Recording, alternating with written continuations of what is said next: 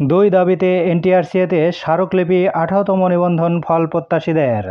শিরোনামে খবরটি প্রকাশিত হয়েছে 30 এপ্রিল 2025।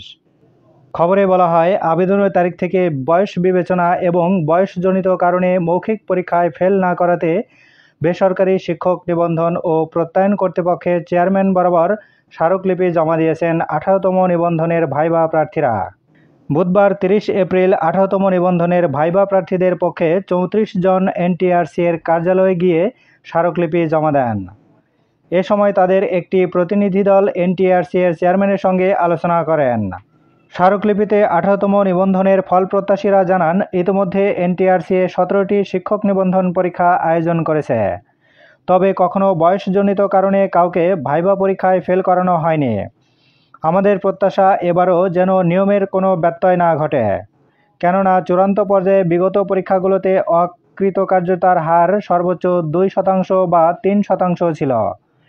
একই সঙ্গে 18তম নিবন্ধনে আবেদনের দিন থেকে বয়স গণনা করার আহ্বান জানাচ্ছি। আবেদনের দিন থেকে বয়স গণনার কারণ হিসাবে তারা জানান, 17তম শিক্ষক নিবন্ধনের বিজ্ঞপ্তি প্রকাশের দীর্ঘ প্রায় 4 বছর পর 18তম শিক্ষক নিবন্ধন পরীক্ষার বিজ্ঞপ্তি প্রকাশ করা হয়েছে এবং এর সকল কার্যক্রম শেষ করতে 5 বছর 6 মাস সময় অতিবাহিত হয়ে যাচ্ছে। আমরা যখন 18তম শিক্ষক নিবন্ধন পরীক্ষায় আবেদন করেছিলাম তখন সবার বয়স অনূর্ধ্ব 35 বছর ছিল।